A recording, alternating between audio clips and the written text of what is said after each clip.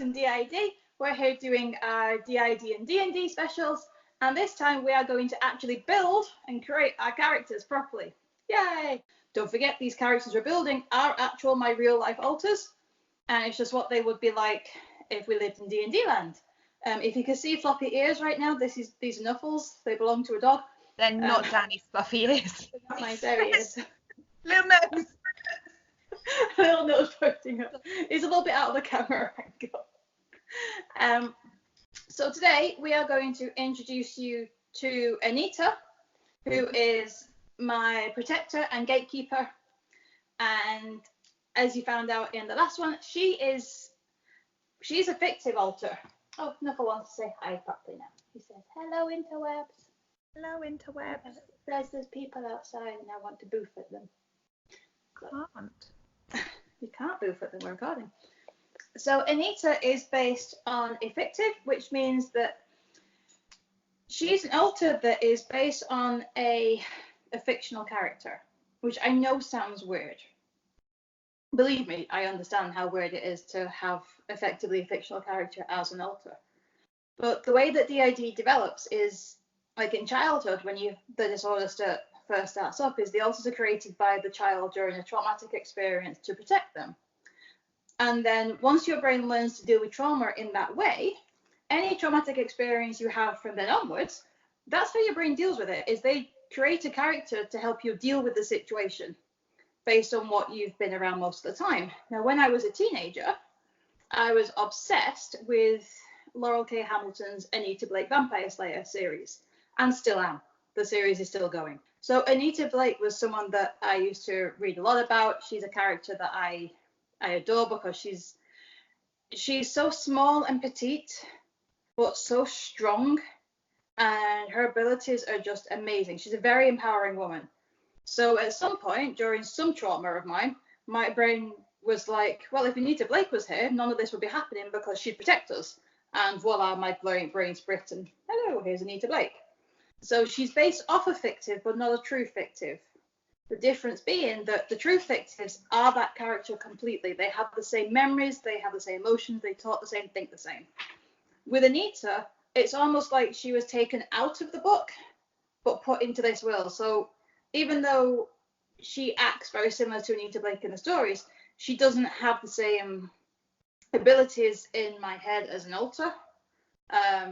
She doesn't have any of the more kind of lycanthropy sort of powers that she gets later on. She doesn't have to deal with the Ajor, which I'm not going into detail with because there's a lot of sex in that book. She doesn't have any of that. She's very asexual. So it's like early Anita, essentially. And that's who we're going to put in today. So she is essentially a vampire executioner / hunter, and she's a necromancer. She uses a lot of weapons, mostly guns. So if those of you watching who remember us rolling the stats and first introducing Anita, we actually were lucky enough to have Anita here for that session. Interestingly, because I am the most organised of people, and those people who are watching out there who know me are like, of course, Kat, you're like the most organised person I know. I couldn't find Anita's stats at all. So I have just rewatched the part of the video where we rolled the stats. Interestingly, I rewatched it, sat here with Danni on Skype going, wait, is that Anita? And I'm like, yeah, that's you talking, but it's Anita talking. And oh my God, internet, having both of them here in essence, so Anita in my phone in the recording and Danni sat on Skype, the difference in voice, isn't it? It's just so... It freaked me out. Yeah, it was so really, really obvious having both of them there. Like Anita's got a much deeper, it's much more mature sounding, like, and by the way, I've already said this to Danni, it's not that she's not mature, it's just, you can tell that age. You can tell the age in Anita is higher than Danni, just by the way she sounds. But that was a really weird experience for both of us, because I was playing it while Danni was talking, and I was like, oh my God, it could be two different people.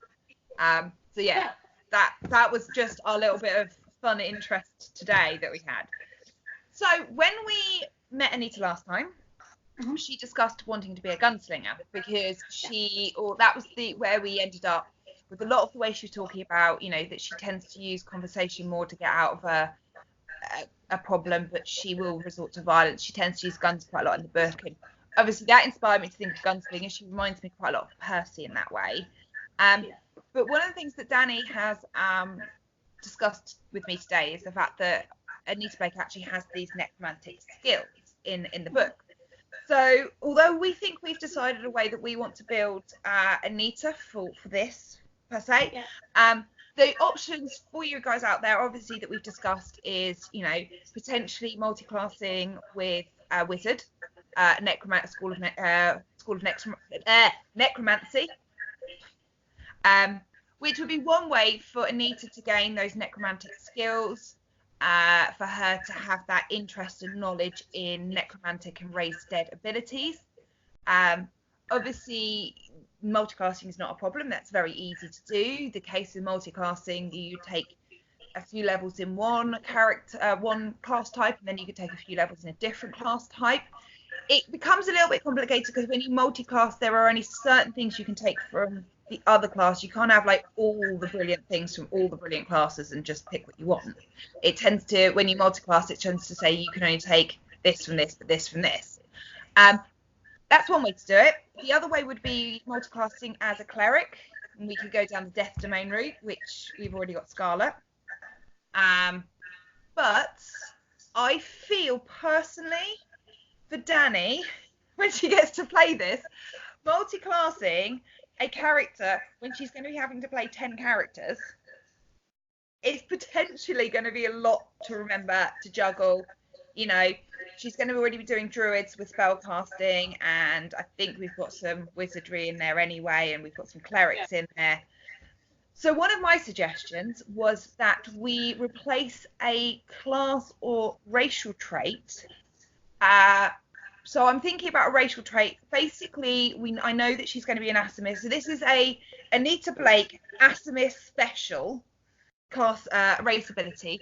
We're going to add the ability to be able to do the necromantic spell Raise Dead maybe a couple of times a day, or, you know, she can do it and then can't do it again until a short or long rest, which is a really good way to add something in but limit the way that the amount of times the character can do it, or not having to worry about, in this case, having spell slots and spells. So it's going to be something that's a racial ability that Anita, the special Anita Blake Aasimar, is able to do probably, I will say, that she has to charge a short or long rest before she can do it again. It's only a 3rd level spell, so it's not too powerful.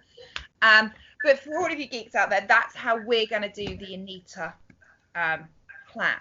So, first question. She's very much, because she's an animator in the book, so animate dead would be something that she would definitely need to have to kind of fulfill that sort of bit. But I think the emphasis needs to be on her tactical skills as a gunslinger, and to be able to talk her way out of it, and like the diplomacy that she has would be what we want to channel most of the stuff into, because that's what she would use the majority of the time to deal with a situation. Is it a bit diplomacy and then fighting and weapon skills?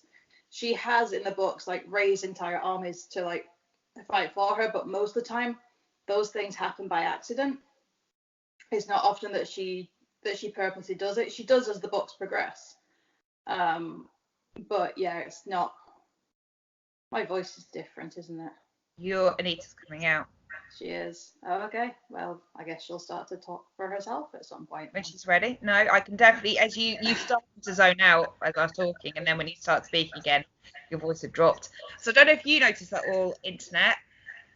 Obviously, I was very animated and chatting, but if you want to rewind this right now, go back, ignore my animated chatting, and watch Danni as she slightly phases in and back out again, which we've discussed before as a slight switch. Yeah. And now you definitely have Anita expressions. I was going to say I'm pretty much Anita now. Yeah. You've actually shifted slightly, and now I can see Anita. Yeah. Oh, cool. Did you hear what I was saying earlier to Danni, how your voice and you two sound so different on the videos? I was overhearing a little bit, yeah. I know we sound different anyway because we're different people, but but it was interesting for Danni to see it. It still freaks her out a lot of the time when she sees this stuff, because she's still, as much as she acknowledges the DID and the presence of us, there's still a little bit of denial where she's like, maybe I've just got a really good imagination. Maybe she's just like making it all up. And I think everyone that has really DID, bloody good actress, yeah. I know, right? Like this stuff you just can't make up. And I would challenge like actors, if there are any actors out there, to be able to do this in the same way that someone DID can, where it's not only like your tone of voice that changes, but it's your facial expressions, it's the way you hold yourself, it's the tension that you have. Like some of us will genuinely make the body look older just by the way that we hold ourselves. And you can see on the pictures that Danni puts up, like sometimes she looks really, really young and youthful. And that's generally when Luna's around because she's in like her 20s. She'll look old and haggard more when I'm around, unless she's caked full of makeup because I'm older. Oldest would be Danielle. Well, eldest is Faith. Faith, yeah. Very engaging. But yeah, hi guys. You have literally just seen a switch. It's really not that exciting. I think people expect that switches will be like really sudden and very kind of noticeable. Yeah, and it's really not. And when you're dealing with alters like me, Luna, and Scarlet in particular, we can mimic Danny's tone of voice really, really well anyway. So if I was just in a conversation with, I mean, I know Kat, so I'm quite happy to kind of go, yeah, it's me here.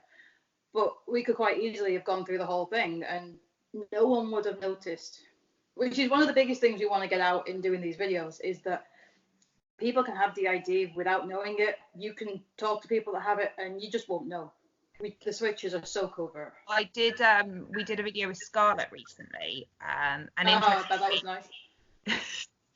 Well, Scarlet again demonstrated what you were saying about the her and Luna's ability to mimic Danni. That although I knew Scarlet was around, and as the video went on, I knew that Danni was shifting more and more into Scarlet. But Scarlet very cleverly kept her voice, like her voice patterns were largely Danny's. There was occasionally when she'd sort of say stuff that was slightly more Scarlety or slightly different. But she never ever, she always referred to Scarlet as her or as Scarlet and referred to herself as Danni. Just to really keep that. And actually, it was only at the end when I made some comment about, and if Scarlet's there and there's this little flick of a smile, it's just Scarlet going, oh, I'm here, all right. You just don't know. But watching it back, and like me and Danni both watched it back and talking about it, Danni said that was really interesting for her to watch how well Scarlet mimicked her. But all those little tells that if you watch out is Scarlet kind of going, actually, it's me. I'm here. Yeah. I mean, as a protector, I mean, she was like the main persecutor because she does things in very passive aggressive type ways. But she's taking on the new role as protector and she's really enjoying it because she can use all of those little subtle tactics and manipulations that she's so good at. But to figure out if people are lying to us and to kind of sort through. So it'll be interesting to do her character to see how her intimidation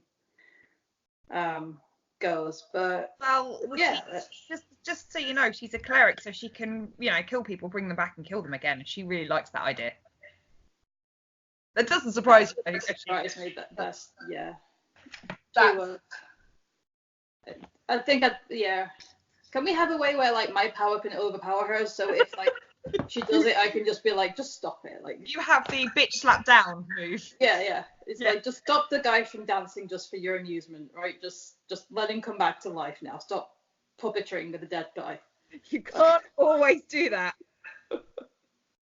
No, we've done quite a few. So I've met Faith as well. Well, I briefly met Faith. I've met Faith in that fuzzy feel, the fuzzy glow that she does. Yeah. So and just watch Danny's voice change slightly and her pattern, and just suddenly be like, oh, wonderful. It's like a hug. Yeah, like, genuinely. There's no way to kind of describe it unless you kind of see it or you're around it. It feels like you're being hugged by a voice. It's weird. Yeah. But yeah, she's pretty good at that. So how do we build my character? Because I've never built a character. Danni always builds the characters. So that is right. That is what I am here for. I apparently can't spell your name right now. God damn it. Seriously, Kat. And Anita. I was actually spelling it right. I'm like, right. So Anita Catherine Blake, if you want to do like the full title. Oh. Well, sorry, Anita. Yeah. What I'll do is, internet, once we've got this finished, I'm gonna write up as we discuss it today. Probably send it to Danni and Anita so they can make any changes they want. We can discuss, and then I will obviously put it up on the internet so you can see what we've done. So the first thing we want to do is think about assigning your stat numbers. So for you, you will want quite high charisma for the chatty abilities, and quite high dex for gunslinging. Yeah. So your highest stats were 17 and 15. Okay. So I would probably put the 17 on the gunslinging, well, on the dex. On the dex. And put the 15 on charisma. Okay. Then we have, I would say, you probably have quite high constitution. Mm-hmm. Yeah, I can That's your hold ability. well. So I'm going to put that as a 14. Yeah. So you've got 3 more stats left. You've got strength, constitution, intelligence, and wisdom. And you've got a 13, a 9, and an 8. The 8 was the one that you said you were going to put as your double stat as wisdom. Yeah, I'm not overly wise. I'm not overly strong. Well, later on in the books I am, because I get more of a lycanthropy, but I'm not really that character. So either wisdom or strength for that, because I'm not a particularly strong. Okay. And do you want the intelligence to be the 13? Yeah, because I'm relatively smart, but I can't always apply the knowledge. I guess in this world. Yeah, so have intelligence, wisdom, then strength as the lowest, I think would be. So intelligence, wisdom is the 9, and then strength is the 8. Okay, so what we've done, internet, you can see this is a sheet. We've written some little numbers down here for the moment. I've only written them down here for the moment because we might add pluses on. So I don't want to do too much of the sheet. I was busy getting the Gunslinger PDF from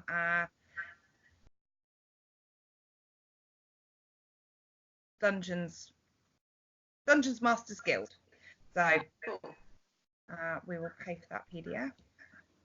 We like DM tools. Yeah. No, it's so basically, internet, for those who are wondering that and haven't used it, this is Dungeons Masters Guild where I can buy PDF I want. So it's Matt Mercer's Gunslinger Martial Archetype for Fighters, which he wrote for Percy, so for Taliesin to play in their home game. So that is the one we're using for Anita. And the Aasimar is from Frodo's Characters. We know that because Kat went through 3 books before she could find it this morning. It was really funny. I was watching. Were you there as well watching? Yeah. You're like, I've been watching you bumbling around for the last 20 minutes. I watched so much. I was going to say, before we carry on with the and obviously I appreciate only say what you feel comfortable saying, because obviously this is going out to the internet and Danni might watch this. Obviously Danni was saying that she's had an interestingly difficult week. What that's been like from your point of view? That guy shouldn't have. I don't know where he slipped out from. Did he get past you as well? Yeah, like as good as I am, you can't always control everything. So he got to the front for a while, and it was I think because Danni was trying to process some emotions that she's not used to processing, she was trying to allow herself to feel, which kind of opened up like this little crack in his little bit that kind of got him to come through. He's back, but usually he's locked up in like his little place of doom, I like to call it. I don't like him to wander around too much, but something's awakened him, so he's around a lot more than I would like. And I mean, short of wrestling him to stop him coming through, there's not a huge amount I can do. I'm just trying to block as much of the the thoughts coming through to Danni as possible, because he's not a very nice. He just, if you imagine like existential crisis and dread, That's what. as a physical entity, Okay. it's kind of what he is. It's just not. It's like every kind of bad, pointless thought just created in an entity is kind of what he is. So would he be considered as an alter, a passive alter, or just? It would probably be more of a fragment. Okay, I've heard, because obviously fragments are not.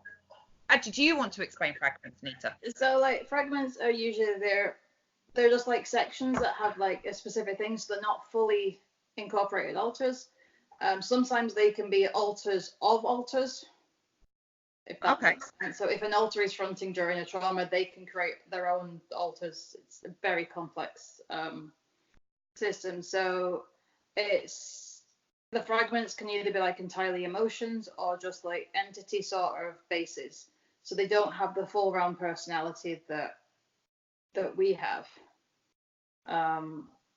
But they can still influence the thought patterns. They can still control various aspects of the body.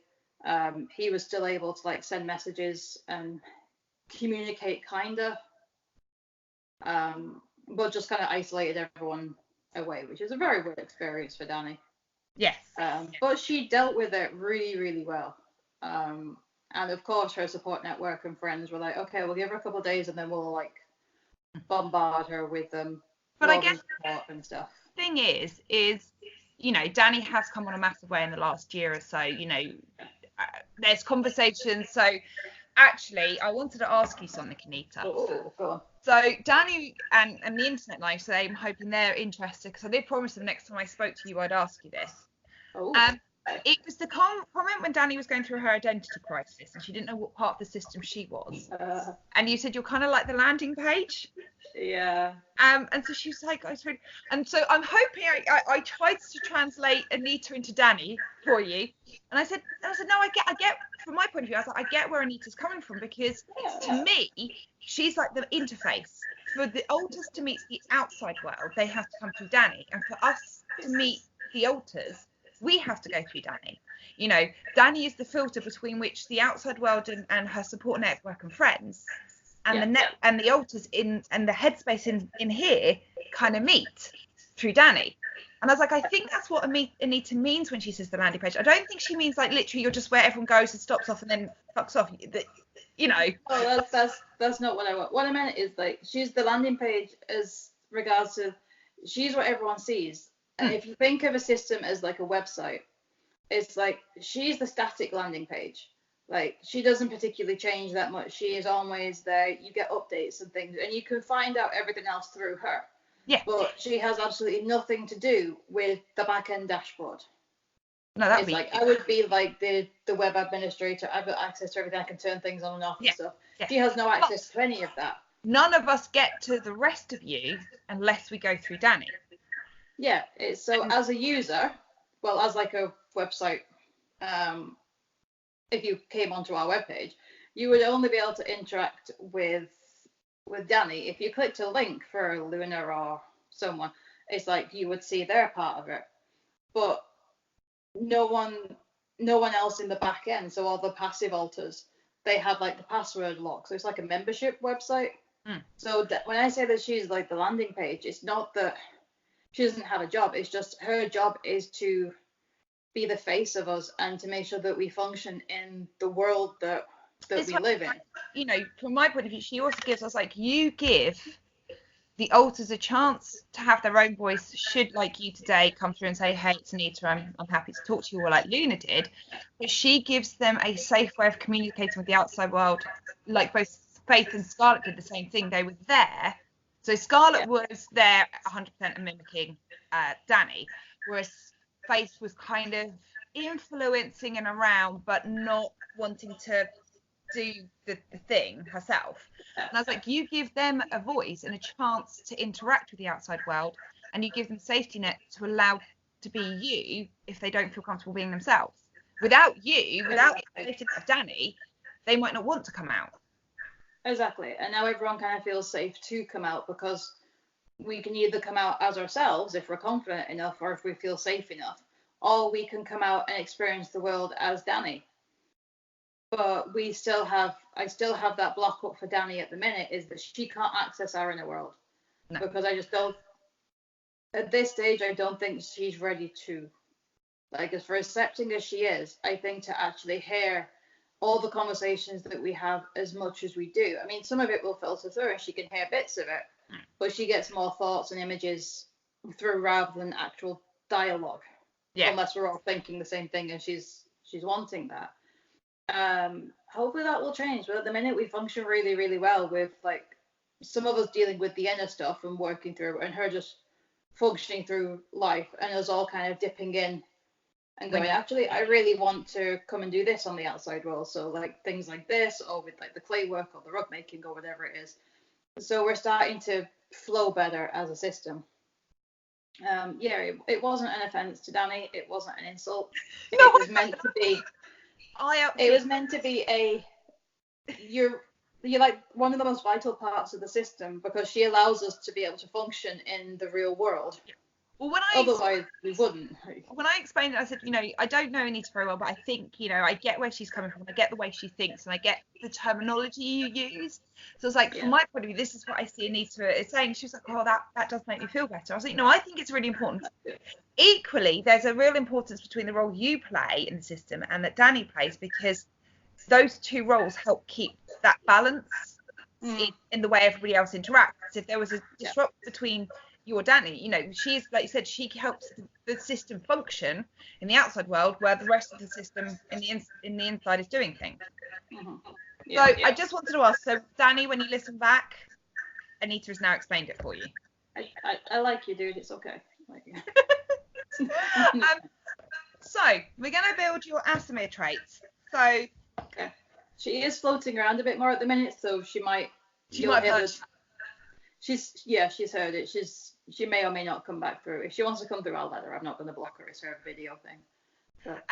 So your charisma score automatically increases by 2 because you're an Aasimar, so that now goes up to 17. Oh, that's cool. Yep. So alignment imbued with the celestial power. Most Aasimars are good. Outcast Aasimars are most often neutral or evil. Now, had you thought about what your alignment would be? I think a neutral's a fairly. I would be neutral. I would probably be true neutral, because I will do whatever's necessary for us or the party. So I will do the dirty work that needs doing, as long as I can justify it to myself. So it's not like a bad thing, but I don't have any reserves about killing people. I am an executioner for all intents and purposes. But I won't necessarily go and kill someone. I won't go and kill children and things like that. No. So, next thing we're going to do is, so you get speed, you have dark vision, you can have resistance to necrotic or radiant damage. Which would you rather?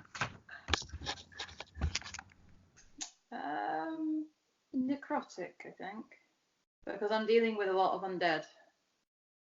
Okay. Well, in theory. So yeah, I'd rather them not be able to hurt me as much. I'm anticipating not getting into too many fights with angels. That's well, it depends what you put us in. I mean, if I put you in my world at the moment, there's a lot of angels and demons, but you're more likely to fight the demons than the angels in my world. The angels are all. You get another Aasimar trait. So they have the healing hands. Is a trait they have. As an action, you can touch a creature and cause it to gain a number of hit points equal to your level. Now, do you want to keep that one in, or do you want to trade that one out for the raised dead? I think I should take that one out. Okay. Do you not feel? I would love to have it, and as a protector, I think I should have it. But I can do first aid at best, as myself, and I would rather, I'd be able to put a bandage on something and keep going. So I think I would rather put that into. If that's the one I have to have for necromancy, then I would lose that one. I also think because at the moment Scarlet's the healer, and I think it'll be a really interesting play out to see how the rest of you work with Scarlet to get her to use it in the right way. Yeah, because I'm pretty sure, like, because Faithful, I'm sure will have some healing thing as a druid thing. So she'll heal, yeah. Yeah, you know, I'm pretty sure Luna with her bard stuff will pick up some kind of healing thing. So you've got a bard. Eventually Danielle in her wizard stuff. So we've got others that can heal. I would rather. Okay, so yeah, I don't think we need that. The Raise Dead. So basically, it's going to be the Raise Dead spell, and you can't use it again from after a long or short rest. So I've just noted that down. That's good, because if I was to animate stuff, there's only so much I can animate in a night anyway, just as part of the work that I would do in the books. Yeah. Like, I would have to rest, and if I'm tired, I can't do it. And if I do a lot, I'm knackered and will have to sleep it off. So yeah, that plays really well into the character. You also know the light cantrip. That's always handy. Everyone likes to be able to just make light. Your languages, you can write common, or write and read common and celestial. Yeah. That sounds about right. Yeah. Deal. So I believe, we'll just go over them again. I think the sub-race for Aasimar we went with last time was the Fallen Aasimar, which is the one that has the necrotic shroud, where you transform, the instant you transform, other creatures have to succeed a charisma saving throw or be frightened of you until the next turn. Yeah. Absolutely. I think you wait, because I think we looked at the Protector Aasimar because of the name, but we didn't feel that its ability was right. It just makes you move faster. Yeah, no, I like the one with like the if you piss me off, then dark wings and stuff come out, and Okay, so that increases. So as a Fallen Aasimar, your strength score increases by 1. So I've made a note of that. Oh. And you get a necrotic shroud that basically you're going to transform into your eyes turn into pools of darkness, and you get 2 skeletal, ghostly, flightless wings, and then everyone becomes scared of you for a minute. Okay, cool. And you also during that time, once in each of your turns, you can deal an extra necrotic damage to one target. And so basically that'll also give you a bit more damage on the necrotic way. I think I quite like that, FINITA. That sounds cool. I like that. Okay. So the next thing, so D&D, there is, everyone out there, there are ways of doing it. I know everyone has their specific ways of whether they put the race or the class or the, I normally go through everything, check everything, like look at how I can maximize all the numbers, and then get really nerdy about it. I'm like, right, wait, where do I put the numbers so I can maximize all my abilities? Because that's the best way to play D&D. The background for Anita. So we need to choose your background character details, which for everyone out there, the background just give you a little bit of extra flavour for your character, maybe some extra things. So tell me a bit about either yourself as Danni's alter or Anita from the books, and what you think her background might be like. From the books, Anita, her mum died when she was 8 in like a car accident. She was mostly raised by her nan. She first started accidentally raising the dead when she was a kid because she brought her dead dog back to life. Okay. And used to have that kind of stuff. So there's like an element of death there for her, which I think ties in with like the Fallen Aasimar. Yeah. Side of things. And she's very much a loner. She was very angry at the world, obviously, because if you lose your mom at such a young age, it does have a bit of an anger thing. She was always kind of secluded because she could raise the dead, so it was seen very much against her from like a human perspective, from like a religious perspective. Like everyone was kind of going. She was very much kind of isolated and felt left out and not like everyone else. So then she just kind of put everything into, okay, well, this is who I am, so let's learn how to do this properly. And then she became an animator professionally, and she animates the dead professionally for like legal things. It's really funny in the book. There's like court cases where they need to find out information for someone that's died, so the solicitors and stuff will all go to the graveyard, and she'll animate the person, and they will say like what this part of the will was and things, which is really funny if you read the books. It's a really nice world. And in the world, vampires are legal citizens. Okay. So you can't kill a vampire. Only specific executioners can, and she's one of the executioners that can legally kill them. But they have the right to kind of like a fair trial type thing, and that's kind of how she progressed through. That's in very much with her. So being true neutral, what's in the 5th edition is lawful neutral. So set of guidelines, set of rules, works within them. There is an element of right and wrong. I get the impression that obviously, like I said, that she's grown up a lot on her own and done a lot of her own things. So I'm using for backgrounds for ease, because we do have to build an awful lot of characters. We're just going to use the standard ones from the Player's Handbook. Yes, there are other backgrounds out there. Each of the modules have new backgrounds in them. Yes, you can make your own background, but I want to try and minimise the amount of homebrewing or work Danni will have to do when playing all the characters, or the rest of you will have to do, depending who is out. Which is a really interesting thing, because it could be you out as a player, but in game it may be that you're playing someone else's character set. Yeah. So be really interesting to do. Yeah, right. So the kind of backgrounds we've got in here, I'm going to read them out. I don't see her as a charlatan at all. No. Acolyte is in the service of temple. That's not quite right. She's not a criminal. No. Not an entertainer. No. She's very entertaining, but not an entertainer. Folk hero, not really. I was thinking the one I was quite drawn to was perhaps hermit, which is basically their life of seclusion and just that more spending time on their own. Was one that kind of could work. Outlander, which basically means she grew up in the wilds, far from civilization and the comforts of technology. I think that's perhaps slightly more maybe faithy. Yeah, that's not quite. Yeah. Or sage. You spent the years learning the law of the multiverse.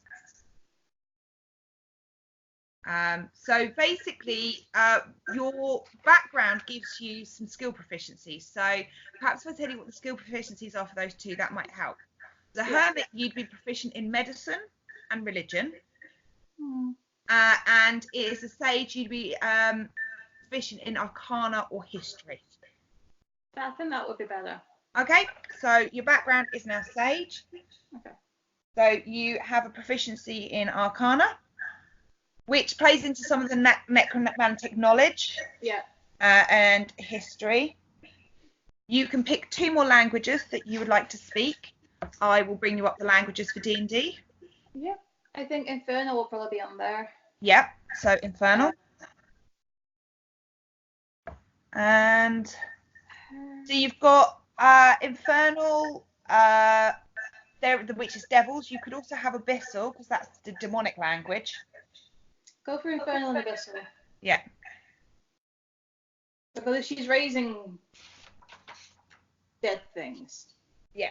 Ideally, we want the language to be the things that she's most likely going to be raising. Yeah, no, that makes sense. And I think a dead thing if we can't talk to it.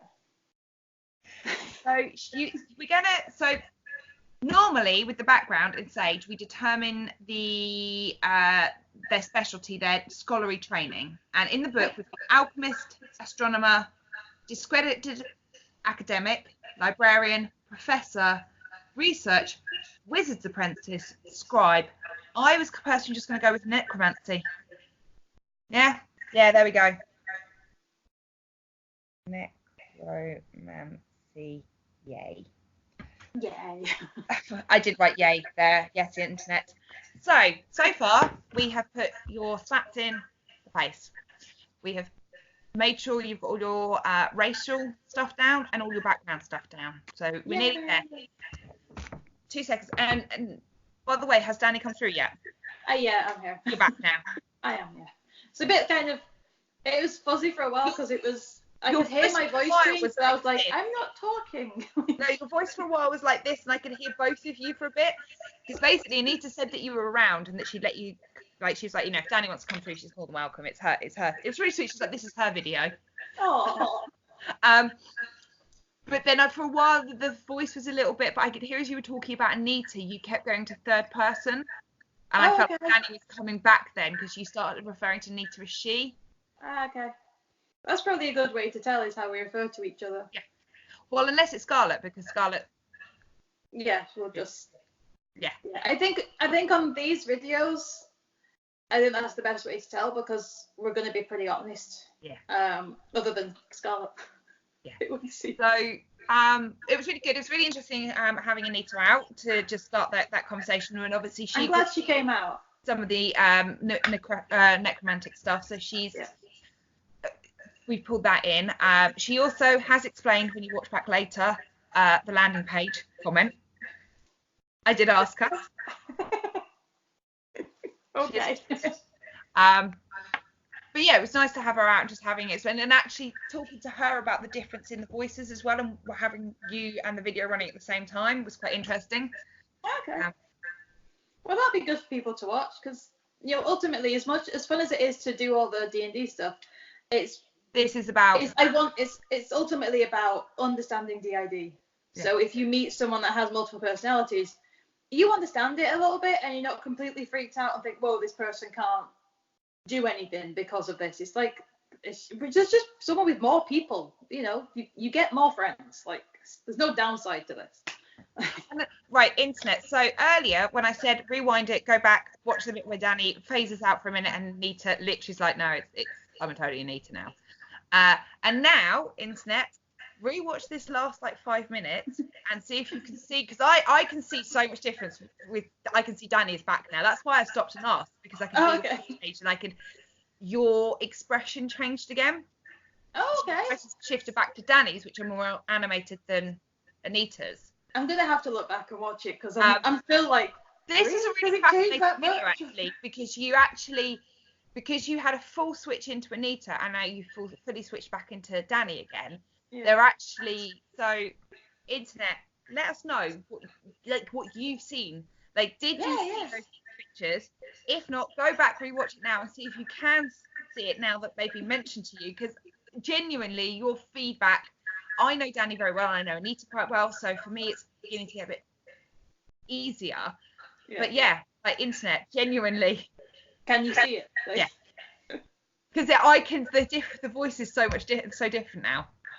I love how you're starting to learn it as well, which is going to make it even better when we come and see you again at Dragon Meet, to see as you listen to me talk to different people, like how much of it you can pick up on and go, that's not Danni's voice. As you start to listen and go, which one is it? So that's a good point. I'm actually thinking that because we've done probably about 40 minutes video. Mm-hmm. So I think we'll maybe leave that building there. I've got actually a lot of, I need to download the PDF for Gunslinger because I didn't have it. Anita's been laughing at me because she's been watching me flap while we were talking. Anita's like, it was hilarious watching you flap trying to be unorganized. I was like, yeah, thanks. Probably like watching me go, I don't know where stuff is. Yeah, no, right. She probably sits down and watches the two of us set up, like going, oh my god, seriously, couldn't just one of them be organised? Yeah, how do you guys life? Like, I don't, Anita. I wish I could explain to you how I life, but I don't. So we have built in Anita as obviously background now. We've put in all her Aasimar stats. Yeah. Or what she gets for Aasimar, what she's got for background. She's put in her normal stats. The only thing we've got left to do is put in the gunslinger stuff, but then that's the really key bits for leveling up, and we need to decide what level we're going to take the characters to, because it's so internet. The reason I'm leaving it there is that your background, you just add your background stuff in once. Your racial stuff, you just add in once at the beginning. Your class is the stuff that you add in the beginning, and then every time we level up, we'll add more stuff to the class. So that's really, I need to decide what level we're going to start at so we can build up to.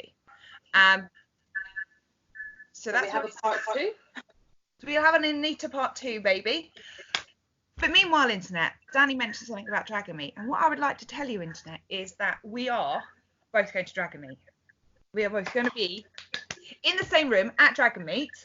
I will be running the podcast zone, so I will be around somewhere. Danny will probably be, although I will let her off into the venue as a whole. She let me free. I will send her free, because I want Danny to look at all the shiny, sparkly things and do lots of shopping. But I'm going to be at the podcast zone. If you don't know what the podcast zone is, Internet, ask me and I will tell you. But it's very simple. It's where an awesome group of podcasters, streamers, and everybody, we come together. We've got a networking section. I don't know exactly where it's going to be. There'll be signs. They'll show you to the networking section. But if you've got a podcast and you want to come and chat to other podcast people, if you love podcasts and you want to chat to podcast people or streamers, that's where I'll be, in that section. But me and Danny are hopefully going to try and do a few things on the day. Maybe, we're not sure yet, maybe a few videos in the reel, the two of us. So a chance for maybe us to sit down with some other people so we can do some live videos of seeing who comes out. But definitely check us out if you're at Dragon Meet. Come and say hello. Please do come and say hi. Like, yes, if you come and say hi. Like honestly, we like meeting people, so come say hi. You'll probably meet Luna, so it's fine. Yes. And I don't mind meeting people so long as you're not too close to me, so that's fine. And so come to the this is where people are like, I saw you hugging people. So come to the podcast zone and say hello if we're there. Come up to us at Dragon Meet and say hello, and keep an eye out in December for whatever we release out of Dragon Meet. Yeah. And by the way, if you see me chewing something today, it is totally allowable to chew. Internet, don't worry, I'm not about to break my teeth. It's soft. Yeah, it's an actual chew thing. Yeah. I just suddenly was realised when you were talking after this at one point, I'm like, I'm not breaking my teeth, I promise, Internet. Yeah, I was looking at it going, that's a really cool chewy thing. I should get one of them for my friends. Yeah, it actually is. Very quickly, I know this is normally a dissociative identity disorder YouTube, but we're welcome to everything.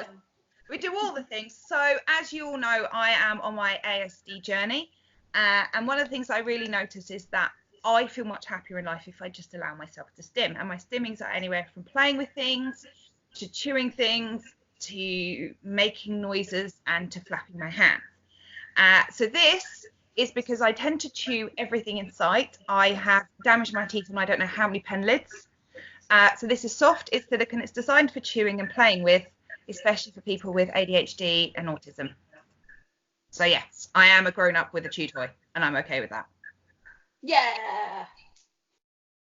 But this is the point, Internet. I embraced my inner side, and do you know what I realised, Danny, the other night? You'll be real proud of this. Yeah. So before I went down this journey of autism, before I started accepting, and before I started trying to, keep my stims to a minimum, hide them, mask, cover up, go out about into the world as if I was a neurotypical and let all the sounds affect me. So about 4 or 5 months ago, I started wearing headphones everywhere. I now just don't wear them on the journey. I just wear them out. If I'm in the shops, I wear them. I went to a conference the other month. I wore them all day at the conference because I could still hear the speakers, but I just couldn't hear anything else. I just spend my life with these headphones on now. I go, do you know what? I'm going to stim at work. My work colleagues don't care. My version of stimming sometimes when I'm at work is putting something on. If I'm in a really a sensory seeking day, I'll put something really trashy and loud on, and then I'll just be working with one hand and my hand will be doing this, dancing away frantically with the other hand, and my work colleagues are just like, whatever. But I realised the other night when I went to bed, I haven't felt like I'm about to break down so much I want to smash and tear and destroy in months. Yay! And it just brilliant. They were my meltdowns when I would go to bed and I just wanted to rip my skin off. I wanted to smash the world. I wanted to destroy everything. I had so much just in my head, and I haven't in months because I let myself regulate my sensory environment the way I want. I see things the way I want, and I don't force myself to live a neurotypical life. Yay! I'm so proud of you. So acceptance, guys, is the best way to do it. Yeah. It's like if people have a problem with it, they can just. Well, it's like all my friends, so everyone around me, like talking back to Anita was talking earlier about your support group and how, you know, she actually said you dealt with this last week fantastically. You dealt with it really well. That you understood your needs and you put that in place around you and actioned it, but also that your support friends around you worked really well. They knew what you needed. They gave you a couple of days space before they interrupted, and having that balance and that honesty and that acceptance really helped this very, very difficult few weeks actually go better than it could have done.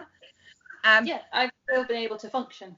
Yeah, you know, genuinely, and that all comes down to, you know, the work you've done, the acceptance you've done in yourself, but that's having that support group. So that's a really important thing. That's going to be my lesson, my takeaway for you today, Internet, is make sure you create a really important support group around you. You know, I have people, so I met up with the friend that I'm running Podcast Zone with, and she was like, well, can we meet somewhere quieter? And I said, yeah, no worries, I'll find somewhere quieter for you to meet. Turns out she didn't want to meet somewhere quieter. She was doing it for me. She's like, I know you'll just put yourself through that and go into an environment that's not conducive to you. So I decided we'd go into an environment that was conducive. And I was like, oh, so nice. Yeah. I don't see why neurotypicals can't do things like that more, because it's not stressful for a neurotypical to go into a quiet environment. Yeah. But it can be incredibly stressful. It can be incredibly stressful for an ASD person to be in a coffee shop with because I remember like my friend Cam describing all the sounds she was currently hearing when we were in I can't remember what coffee shop it was. She's like, can you hear the coins being like jingled in the thing? I'm like, no. She's like, can you hear this? Can you hear this? And I'm like, no. I'm like, I can now, you've pointed it out to me. I was like, but that's stuff that my brain just filters automatically. I don't hear that. And I'm like, okay, we need to get you out of here. Like, I'm not putting you through this. So then we purposely find quieter places to go to, and I find them more relaxing, because what I've realized is, even though I'm not on the autistic spectrum as far as I'm aware, that kind of stuff is still stressful, but it's just a mild stress. Like, I can't relax as much in a busy coffee shop as I can a quieter, more independent one. I was like, and that's probably due to the same things. It's just, it doesn't stress me out to the point where I want to scream and trash the world. Yeah. But it does to her. Yeah. And that's the biggest thing. It's like, I can adapt things, you can't. So we change what we can, and what we can't, I adapt, because I'm the one that can. Yeah. So it's like for D&D now, because we worked out that I kept getting really snappy before D&D. And Kelvin asked me, I was like, genuinely, I'm not snappy. I'm not pissy. What makes me pissy is when you keep asking me. And then I'm like, no, now I've got my back up because you've asked me 4 times. Yeah. And I said to him, I think I know what it is. I was like, it's because when you all turn up, you all, like Ryan and Cole turn up, 2 of our players log in, everybody's here, the dogs are here, everybody's having a conversation. And actually, it just shuts me down. And so my tone comes out in the only, when I'm monotone, my monotone level is sounds pissy. Right. And I'm like, actually, I'm not pissed off, it's stress. I'm overloaded. And because I'm about to sit down and do something that's really, really takes a lot out of me, I'm trying to focus on that. You're all talking. And so Gavin was like, fine. Why don't Ryan and Cole turn up 15 minutes early? So they just turn up early. So they turn up, I do the hellos, the talking to them. Then I log in the other players and I do the hello talking to them. And then I sit down behind the table. Brilliant. And it really helps. And everybody's just been like, fuck it, we'll turn up early. So it is about making those, you know, what we're saying about acceptance is make those little adjustments, understand, consider, you know, you might have one adjustment, someone else might have another. Yeah. So that's the key thing of acceptance. It's not just going, yeah, that's okay. It's going, yeah, that's okay. And I'm willing to do things to help you make it more okay. You know, if you've got people that are friends. If you're just people on the internet, you know, then just understand and accept it. Don't make their life more difficult. Don't point out things that they're doing just to make them uncomfortable. And I also want to say, as far as support networks go, that your online friends are just as valid. Yep. As your in real life friends, because I have got so many people that have supported me just online that I have never met. And things like this really help. Yeah. So I just wanted to say that the support network does include my in real life friends, but it also includes the online friends that I have never met. And I think that's really important, because the same for me. It's my in real life friends that I've known for a very long time. It's my online friends that I've never met. It's my online friends that are now also in real life friends. And it's everybody else in between who's given me, some of it is my work colleagues who have given me the chance and the time to be myself. Yeah. So, well, Danni and Anita, who's probably still around. She'll be around somewhere. Yeah. Was that your attempt at saying yay in an Anita manner? That was me trying. I can't do her voice very well. My voice doesn't go very low. I'm like, I can do like the dude. I think that's about as good as I can do. That's about it, I practiced the dude bit. So, it's been a pleasure. You too. And we'll see you all next time. Yes, next time in 2 weeks. Take care. Bye, Danni.